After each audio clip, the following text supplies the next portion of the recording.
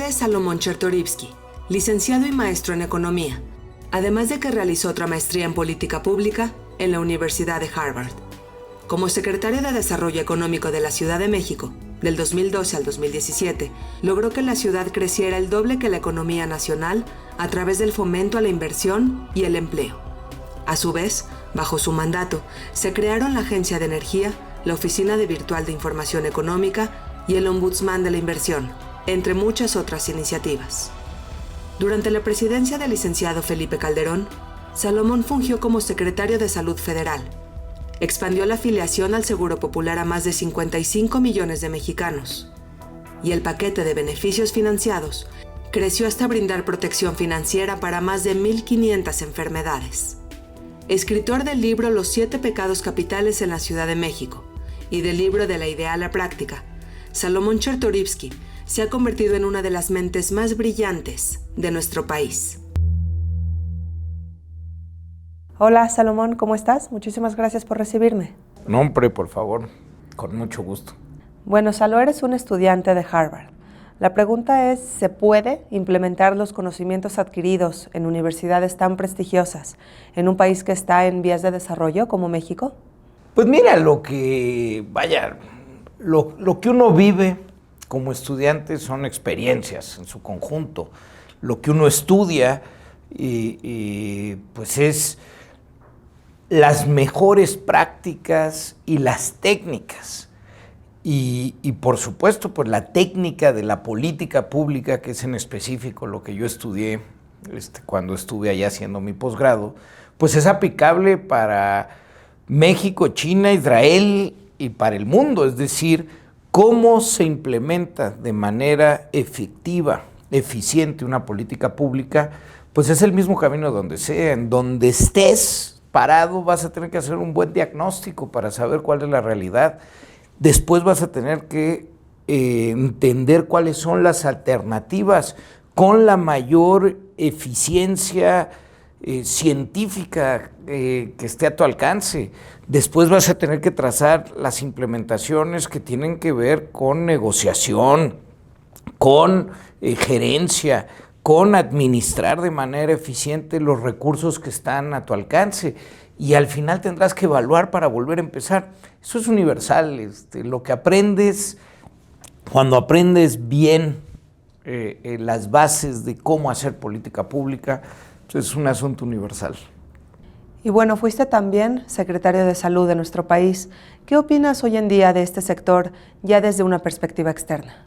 Mira, sí, en efecto, fui secretario de Salud. Me tocaron años muy intensos en la consolidación del Seguro Popular, es decir, en la posibilidad de generar un mecanismo de financiamiento para atender la salud de la población que nunca tuvo financiamiento para su salud porque no tenían un empleo que les diera acceso a la seguridad social, al IMSS o al ISSSTE. Me tocaron esos años de la implementación del financiamiento para todas las mexicanas y los mexicanos. Eso fue muy intenso, entre muchas otras cosas. El sistema de salud de nuestro país es un muy buen sistema, con necesidades, con recursos escasos, limitados, pero un sistema que funciona, un sistema donde todos los días se atiende a más de 1 millón de mexicanas y mexicanos, donde nacen en los hospitales públicos de este país 4,300 niñas y niños diarios, atiendes 12,000 cirugías, es decir, un sistema que trabaja, con retos gigantescos. El principal, pues, es que México tiene una población que está envejeciendo. El tipo de enfermedades que hoy nos aquejan, las enfermedades crónicas no transmisibles, los cánceres, las enfermedades cardiovasculares, las enfermedades cerebrovasculares, la diabetes, cargada de todo el tema de obesidad y sobrepeso que tiene nuestro país. En fin, México tiene un perfil demográfico y epidemiológico complejo. Dentro de esa complejidad, pues, estamos viviendo una época de menos presupuesto del que llegamos a tener. Es decir, del 2016 para acá traemos una pérdida importante en los recursos para el sector salud, y en salud se necesita más dinero, no menos. Y por otro lado, lo que hemos visto en esta nueva administración son muchas fallas administrativas y un afán de repensar o replantear o reconstruir el sistema, ya no en continuidad, sino pues se pretendería casi un borrón y cuenta nueva. Entonces estamos viviendo una etapa muy compleja en el día a día por la impericia administrativa de muchos de los funcionarios actuales, pero por otro lado, pues una preocupación enorme en que se quiere reformular el sistema más pensado o trazado sobre ocurrencias que con un diagnóstico claro de hacia dónde se quiere ir. Entonces, pues sí, vivimos una época para la salud compleja. Salomón, hablabas del Seguro Popular. ¿Qué opinas que esta iniciativa tan importante, pues hoy en día se esté viniendo abajo? Mira, hasta hoy, pues lo que hay, por un lado, es más discurso que los hechos. Hay una iniciativa de ley para reformar la Ley General de Salud y terminar el Seguro Popular y dar paso a una nueva iniciativa que le han llamado el Instituto de Salud para el Bienestar. Todavía nadie ha sido capaz de explicarnos bien a bien de qué trata eso, pero bueno, no tengo la menor duda que el Seguro Popular es la política en materia social más importante de los últimos 50 años en nuestro país. Le dio acceso a financiar su salud a más de 53 millones de mexicanas y mexicanos que no lo tenían. Cuando se pretende borrar y no mejorar, pues mi sentimiento es de muchísimo dolor. Es decir, claro, qué duda cabe que hay un montón de cosas que se podrían hacer mejor, qué duda cabe que hubo gobernadores rateros que se llevaron dinero del Seguro Popular, qué duda cabe que hay un espacio enorme para mejorar el sistema de salud, pero lo que tenemos es muy bueno. Y cuando eso se pretende pues borrar de tajo, pues es muy preocupante. Y ya te decía, doloroso, sí para quienes hemos sido parte de esa construcción, pero sobre todo para las millones y millones de mexicanos que dependen de eso para poder acceder a la salud. Porque si tú ves en la última medición de Coneval que mide la pobreza en nuestro país, los números de 2008 a 2018, ¿cuál es la carencia que más disminuyó? Por mucho, es el acceso a la salud. Mira, en 2008, casi 4 de cada 10 mexicanos, cuando se les preguntaba, te respondían no tener acceso a la salud.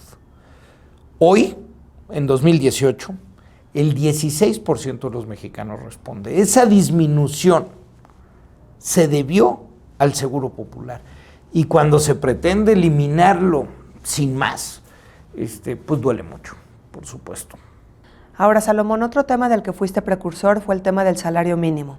¿Qué ventajas o qué desventajas puede acarrear el incrementar el salario mínimo de una manera considerable en un solo paso? Mira, primero hay que decirlo porque hay muchos mitos alrededor. El salario mínimo es un decreto. Así es decir, es el piso mínimo. Pues es lo que estableces para construir el país que quieres ser. Déjame ponerlo de esta manera. En el país que queremos construir, los niños y las niñas no pueden trabajar. No queremos que las niñas y los niños tengan una vida libre de trabajo, una vida de felicidad, de estudio, de esparcimiento. Y por eso pones reglas. Si lo dejaras al mercado, habría gente interesada en contratar niños, habría padres dispuestos a que sus hijos trabajaran, pero en el país que quieres construir, insisto, tú pones reglas de las cosas que no quieres que sucedan, no quieres que trabajen niños. Bueno, En el país que quieres construir, nadie debería de trabajar en el mercado formal una jornada completa por un ingreso menor a lo que se requiere para poder vivir fuera de la pobreza.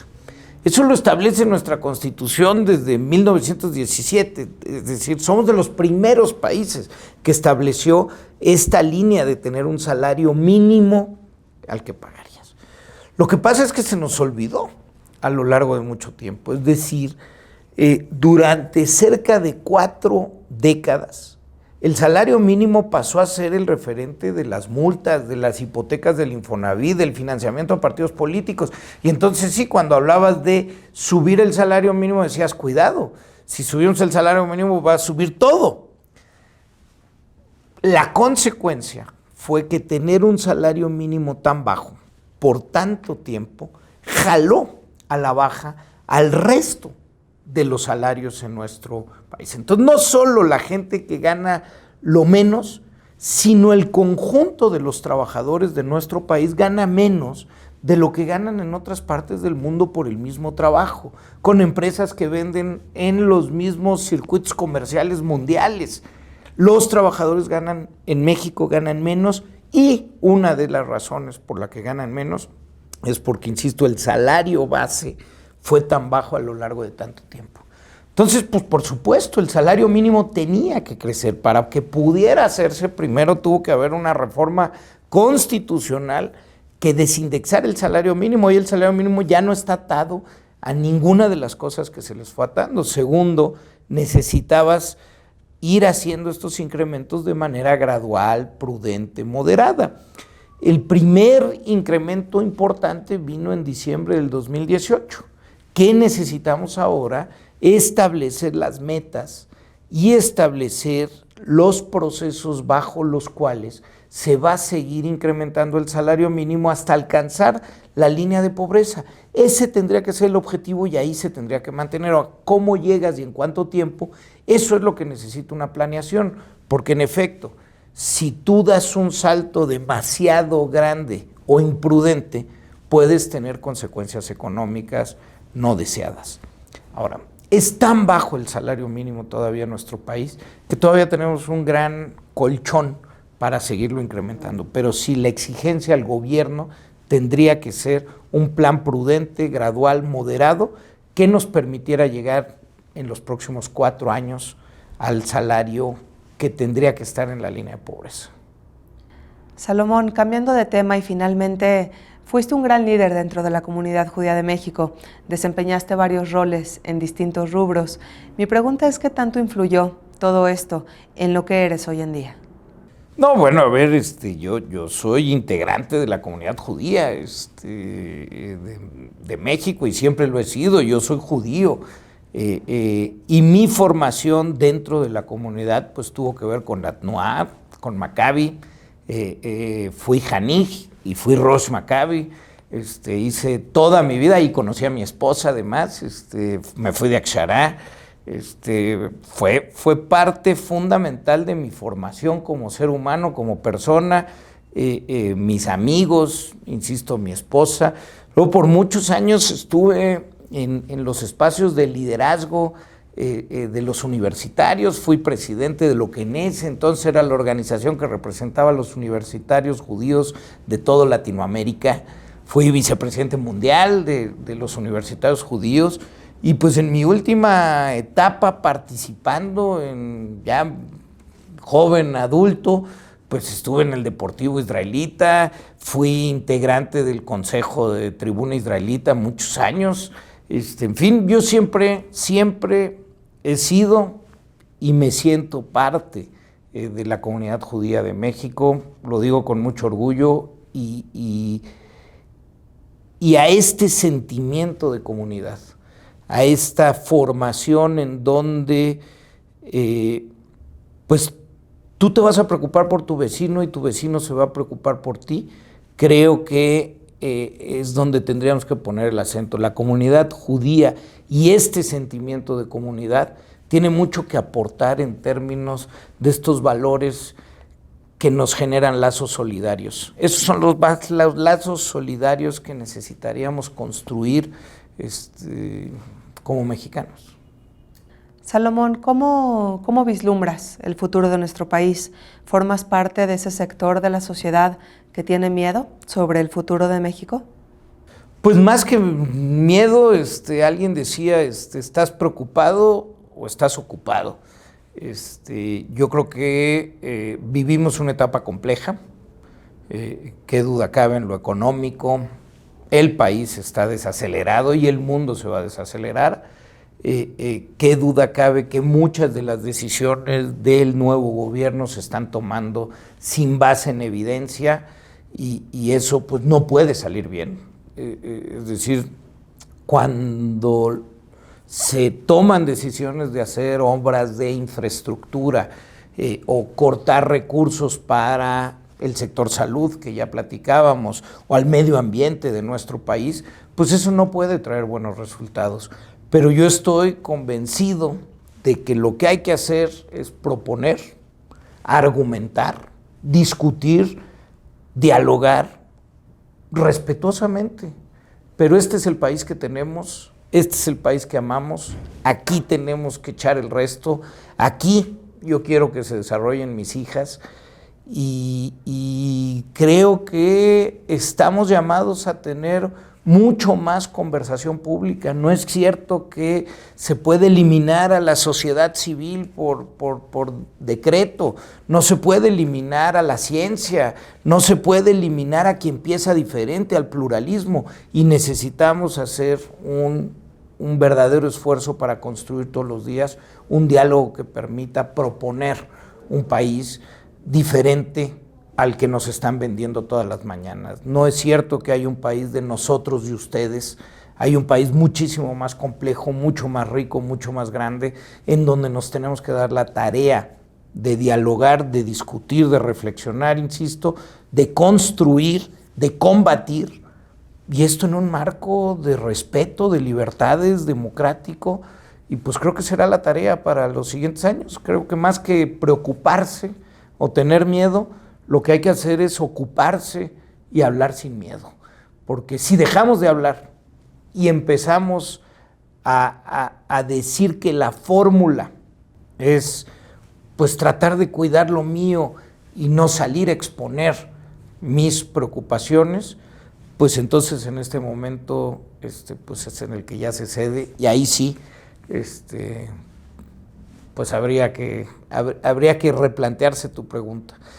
Creo que estamos obligados, a este país que nos ha dado tanto, que permitió que nuestros bisabuelos y abuelos desarrollaran en un ambiente solidario, de oportunidades, en un México generoso. Creo que estamos obligados a cuidar ese México. Pues gracias, Salomón. Gracias por ser una de esas personas que se ocupan por el futuro de este país. Tratamos un granito de arena todos los días. Gracias y mucha suerte con todo. Muchas gracias.